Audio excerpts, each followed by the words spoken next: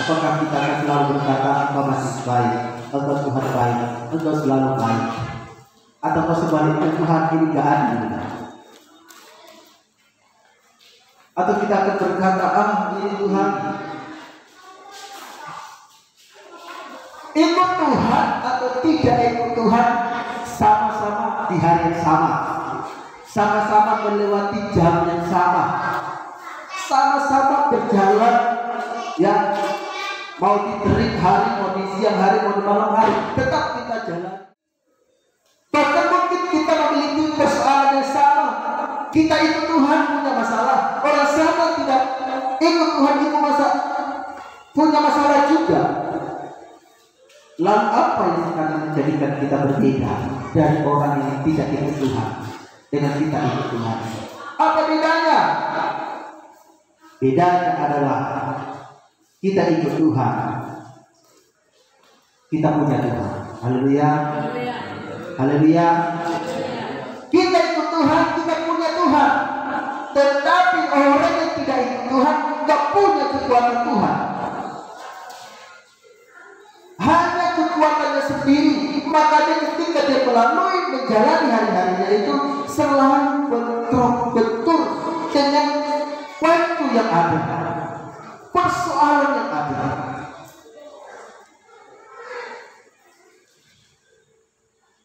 Jadi kalau kita banding-bandingkan sebenarnya antara ikut Tuhan dan tidak ikut Tuhan, hampir sama-sama saja.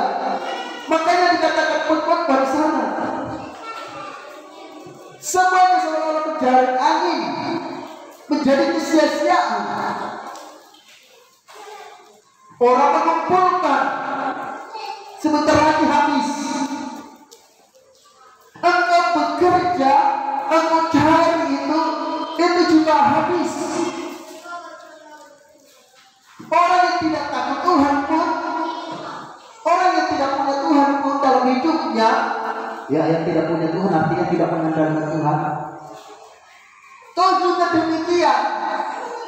Dia cari, habis juga.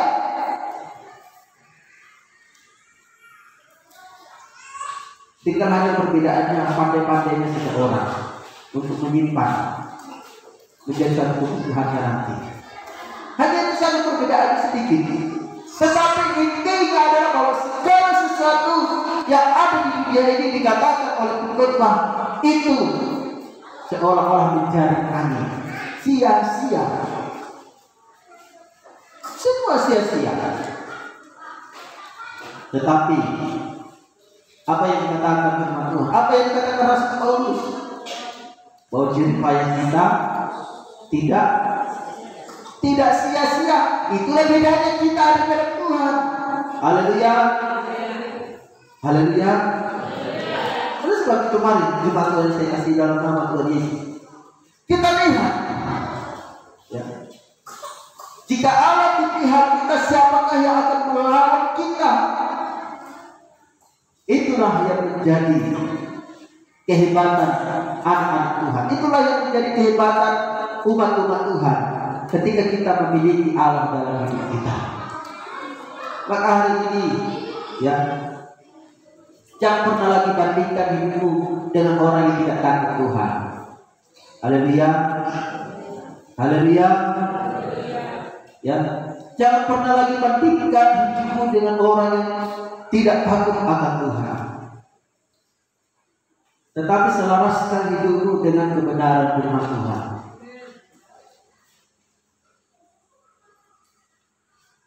Dan jika memang engkau menghadapi suatu persoalan sekalipun engkau hidup di dalam Tuhan, tidak ada yang salah di sana.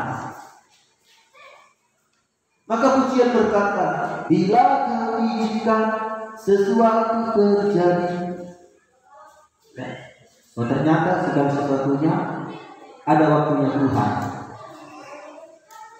Dan waktunya Tuhan itu tak pernah terlambat. Sekalipun mungkin perhitungan kita, sebenarnya ini sudah terlambat ini. Kenapa seperti ini? Makanya pepatah orang Batak berkata, atau pepatah yang mengatakan seperti ini,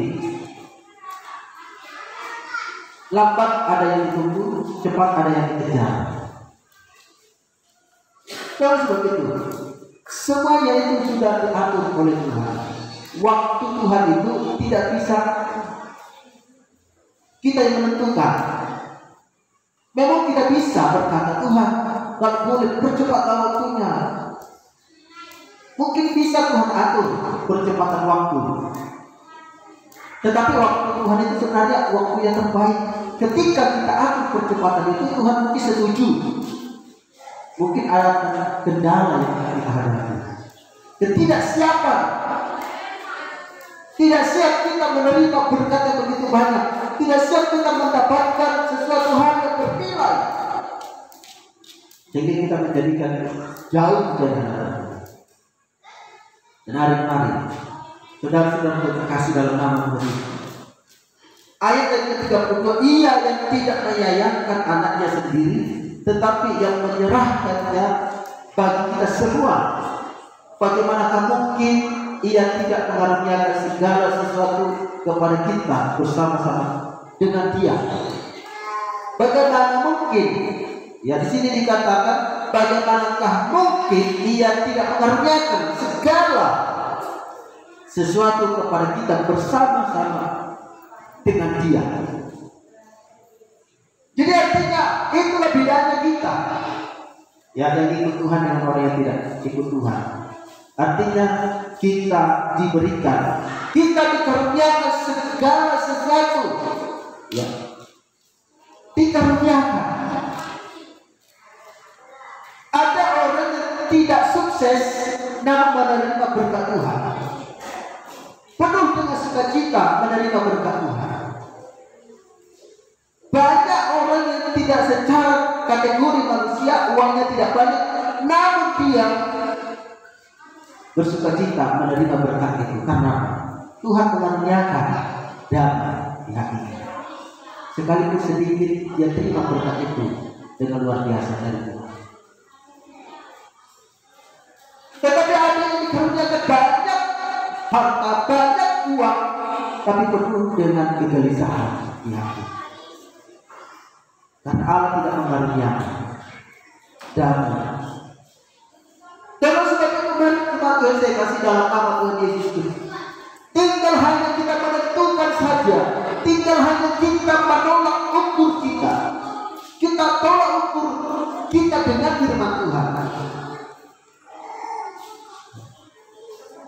Maka dikatakan selidiki aku, lihat hatiku, apakah aku mengasihimu? Yesus, Engkau yang Maha Tahu dan menilainya. Ya.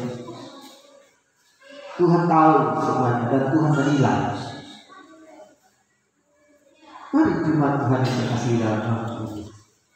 Hari ini pada kesempatan hari ini, kalau kita lihat ayat selanjutnya, siapakah yang akan menggugat orang-orang pilihan Allah?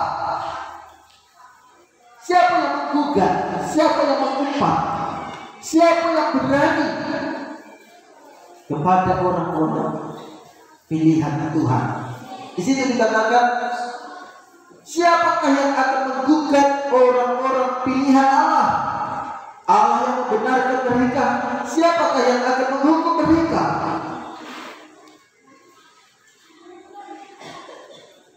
Allah yang membenarkan. Ya, kalimat Allah membenarkan di sini bukan berarti menyetujui. Ketika ada suatu pemberesan, Allah benarkan suatu pemberesan.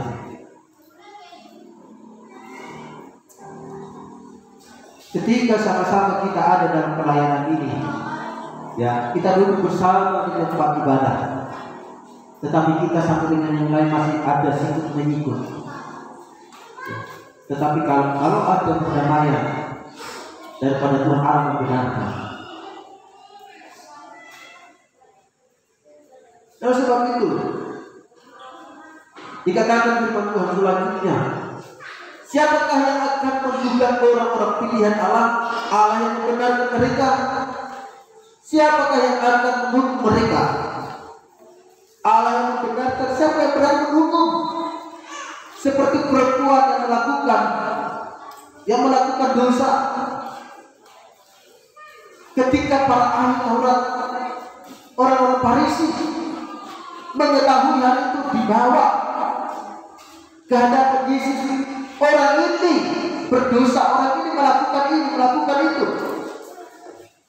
Sesuai dengan hukum perjanjian lama harus dihukum mati, dirujuk, dilempar dengan batu.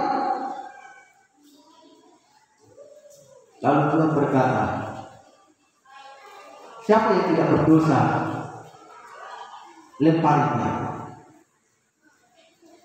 Karena memang tidak ada satupun orang yang tidak berdosa.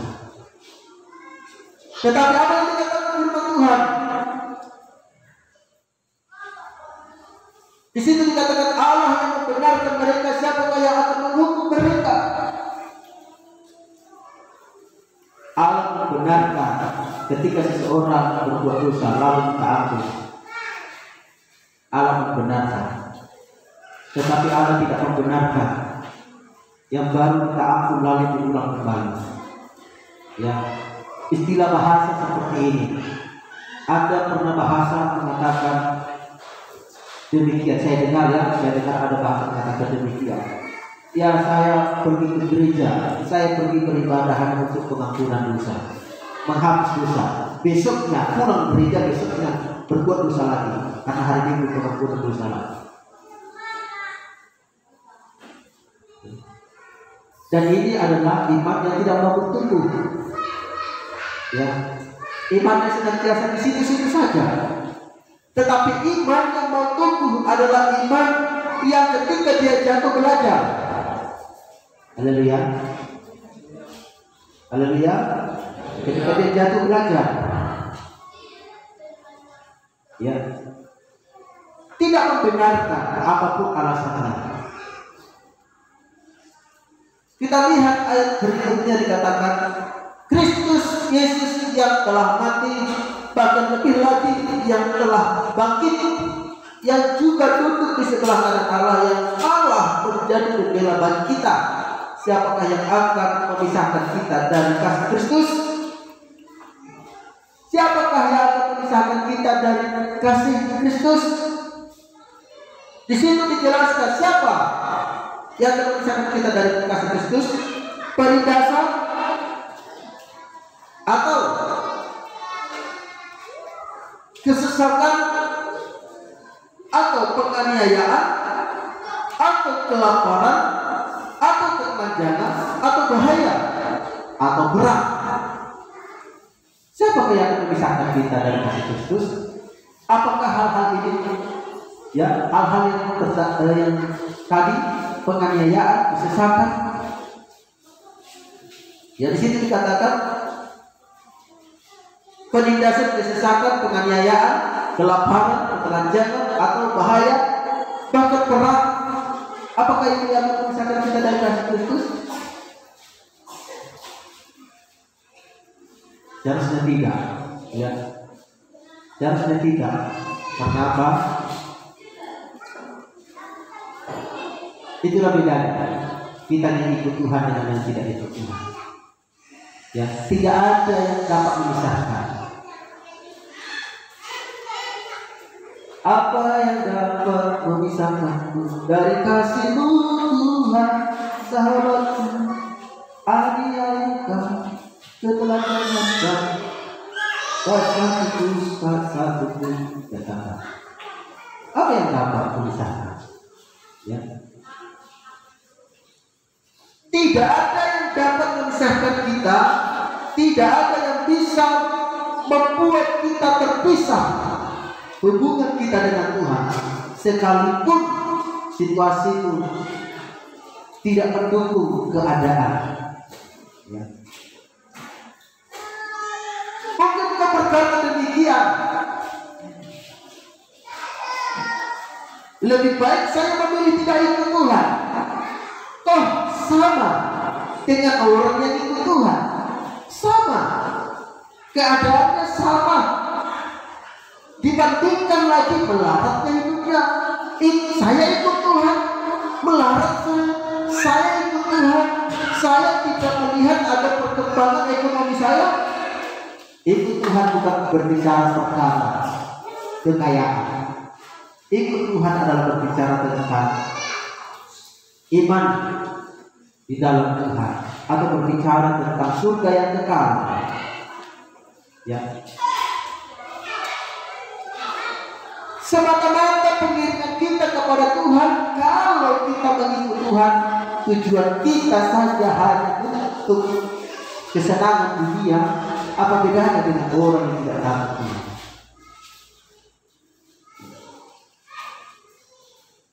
Makanya anak-anak Tuhan itu berbeda pola pikirnya, berbeda paradigmanya, beda. Karena apa? Karena orang yang sudah takut Tuhan itu akal budinya dibaharui. Haleluya. Roma 12 ayat yang kedua. Di situ dikatakan, ketika kita tidak sama lagi dengan dunia ini, kita dirubah pembaharuan diri kita oleh Allah. Semata-mata tujuan kita mengikut Tuhan bukan berbicara tentang berkat-berkat saja, berkat materi saja, keuangan saja, kesuksesan saja, tidak. Bukan itu stempelnya Allah. Tetapi kesuksesan itu adalah bonus dari Tuhan. Bukan itu stempelnya Allah. Stempelnya Allah ketika engkau ikut dengan Tuhan, mencari dahulu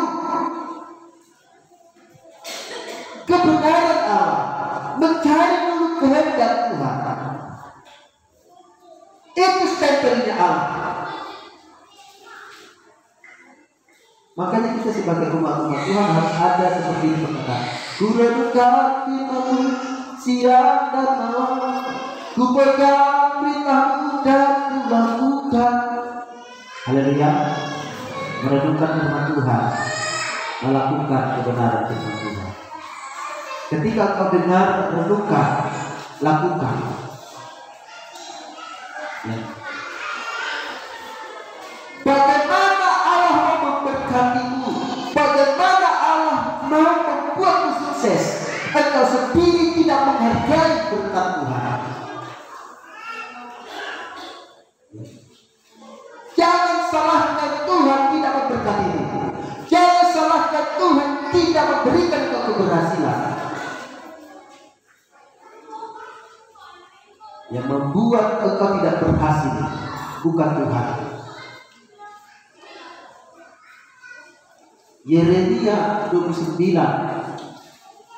ayat yang ke-11 sana berkata, sebab aku ini, kata aku adalah Tuhan, mengetahui tentang kamu. Artinya Allah merancangkan tentang damai sejahtera. Allah tidak pernah merancangkan kegagalan. Mungkin engkau berkata, saya gagal. Mungkin engkau berkata, saya tidak berhasil di bumi ini. Saya bangun usaha tidak berhasil. Saya buat usaha ini tidak berhasil. Saya buat usaha ini tidak berhasil. Apa yang menjadikan engkau tidak berhasil?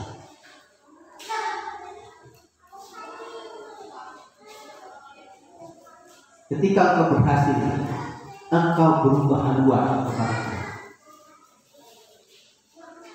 Tuhan memberikan kesempatan untuk menikmati hasil. Tetapi ketika engkau berubah haluan, di sana keberhasilan itu akan membawamu semakin hidup bergoyang-goyang. Hidup tidak sesuai jalur firman. Engkau hidup bergoyang-goyang. Ya. Jangan salahkan Tuhan, kondisi ekonomi seperti itu saja. Jangan salahkan Tuhan. Salahkan diri sendiri. Sudah sampai di mana saya ini sebenarnya? Apakah aku menghargai berkat Tuhan atau tidak? Ya. Ingat, firman Tuhan berkata, Tuhan menurunkan hujan bukan hanya untuk orang baik saja, tetapi untuk orang yang tidak kenal Tuhan diberikan. Tuhan munculkan matahari orang baik saja, tetapi itu semua sekalipun orang tidak takut akan Tuhan. Yang bedanya adalah ketika kau takut Tuhan akan memiliki satu perbedaan. Sekalipun engkau secara ekonomi engkau tidak berhasil, lebih berhasil orang yang tidak takut Tuhan. Sesungguhnya perbedaannya bagi kita paradigma kita memandang kasih karunia Tuhan. Banyak orang lain yang menikmati hasil. Orang yang tidak takut Tuhan menikmati banyak hasil. Apakah mereka pernah cerita kepada saudara? Oh, saya kena maling. Oh, saya hari ini banyak penyakit, saya diabetes, mau ini, mau itu. Pernah diceritakan? Atau pernah dituhankan hati saya ini tidak tenang, tidak aman, banyak harta tapi agak aman. Tetapi kita miskin secara pandangan manusia. Makanya firman Tuhan berkata seperti jemaat di Sardis. Wahyu itu jemaat di Sardis. Mereka miskin secara jasmani, namun kaya mereka secara paradigma pandangan kepada Allah. Mereka kaya akan Tuhan. Seharusnya inilah yang harus kita miliki. Haleluya, haleluya. Karena keberhasilan secara jasmani itu Tuhan sudah atur, sudah ada nomornya. Tidak pernah nomor itu kita mengajarkan kepada anak. Kita ajarkan kepada anak kita yang baru mau tahu tentang huruf angka. Enggak pernah kita katakan ini huruf apa, ini huruf apa, enggak pernah. Tapi ketika kita mengajari ini A, ini B, ini C, kita urutkan semua sampai ke C. Ketika angka kita ajarkan anak kita ini 1, ini 2, ini 3. Enggak pernah kita ini 1, ini 1000, enggak pernah. Tapi kita akan mengajarkan berurutan. Tuhan pun sebenarnya sudah mengatur urutan-urutan berkat kita. Hanya saja kadang-kadang kita tidak mau, ya, tidak mau apa? Kita tidak mau menanti tangga-tangga itu. Tidak sabar.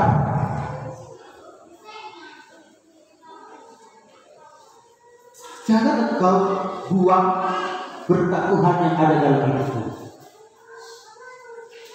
Ini saya katakan, jangan engkau buang berkat Tuhan yang ada dalam hidupmu. Terutama berkat ekonomi yang engkau terima dari Tuhan. Jangan engkau buang percuma. Firman Tuhan berkata, mengapa engkau membelanjakan sesuatu yang bukan roti? Dan engkau duduk jauh sampai malam. Mengapa engkau membelanjakan sesuatu yang bukan roti? Sesuatu yang tidak berkenan. Kenapa engkau lakukan itu?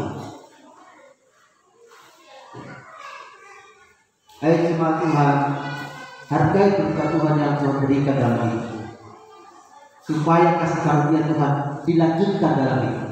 Haleluya, haleluya. Hargai berkat Tuhan yang kau terima. Jangan mentang-mentang karena harga saham sudah naik, ya, engkau sampai jauh-jauh malam selalu membaca nomor, ya, nomor berpasangan 789 si Jombut. Itu yang engkau terus susun sampai jauh-jauh malam. Engkau habiskan berkat-berkat Tuhan yang sudah Tuhan berikan dalam hidup. Secara manusia saja saya sedih melihatnya. Ya, mau banyak orang kaya pun dia, saya sedih melihatnya.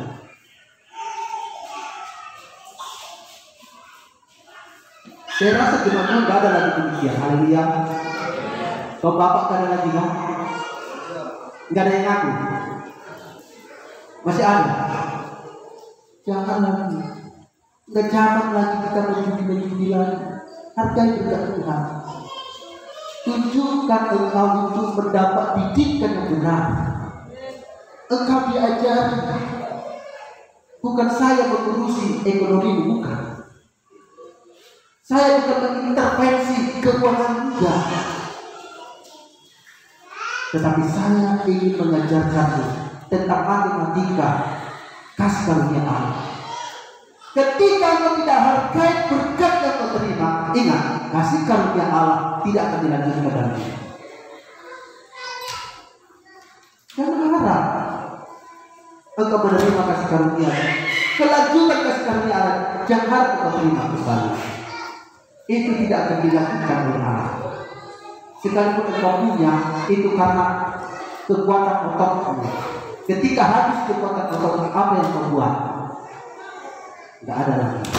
Tinggal hanya jual anak-anak kita yang di sana, dalam dikubur di bawah, jual sendiri. Jual anak rumah kita ini, jangan lagi kubur di bawah, jual semua ini. Tinggal di mana kita Pak, terserah Tuhan. Tempat tinggalku tinggal tempat tinggal yang baru nanti, ukuran setengah meter kali 1,5 meter.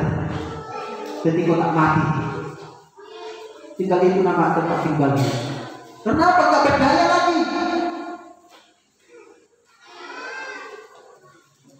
Tuhan sudah memberikan kasih karunia. Jaga itu dengan baik. Ya. Berkat Tuhan yang sudah dilimpahkan dalam hidupmu, jangan engkau hampir-hampurkan. Jangan engkau susun bagaikan susun Alkitab ini. Setebal-tebalnya Alkitab engkau susun terus. Ya, seandainya sebesar ini dompetmu tersusun, dia rapi semuanya, tidak tersentuh. Ya. Keluaran uang yang baru dari bank ada di situ semua, nomor serinya masih ada, lengkap di sana, tidak terpleset satu angka pun, tidak tersentuh. Sebab itu mari jemaat, belajar engkau menghargai berkat Tuhan yang sudah diberikan dalam hidup. Bedanya kita ikut Tuhan dengan orang yang tidak ikut Tuhan adalah satu, itulah tadi, sekalipun ada persoalan, kita masih punya Tuhan. Haleluya. Sekalipun ekonomi kita mulai diombak-ambingkan oleh situasi, kita masih punya Tuhan. Pertahanan kita. Dan orang yang tidak punya Tuhan, ketika sudah mulai digoncangkan cinta, apa pertahanannya? Tidak ada. Kalau sudah habis hari mudah menjerit lagi. Tetapi kita masih punya Tuhan. Makanya Roma 12 ayat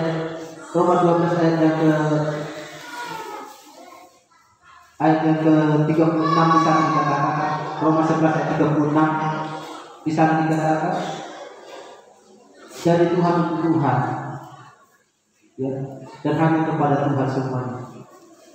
Ya.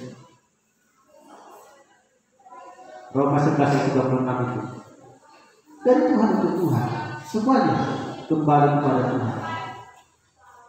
Dan segala sesuatu yang kita terima dari Tuhan, dan itulah sebabnya, itulah keberuntungan kita sebagai anak-anak Tuhan. Kita masih punya satu lagi pertahanan kita, itulah Tuhan Yesus Kristus yang selalu setia. Haleluya. Tuhan Yesus setia, Dia sahabat kita dalam segala susahku. Dia selalu menghidupi, Dia mengerti bahasa tetesan air mata. Ya, ketika segala sesuatu dunia ini menjadi musuh kita, ada pribadi satu lagi yang tetap mengasihi kita, yang tidak akan pernah berpaling dari hatinya. Itulah Tuhan kita Yesus Kristus. Haleluya. Itulah yang akan menghibur kita, menjadi sahabat kita. Karena Tuhan adalah sumber berkat, maka jangan engkau takut kehilangan berkat.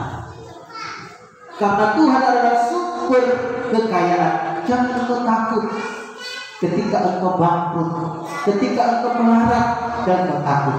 Selama masih kebenaran yang engkau lakukan. Haleluya. Selama kebenaran yang engkau lakukan, jangan engkau takut.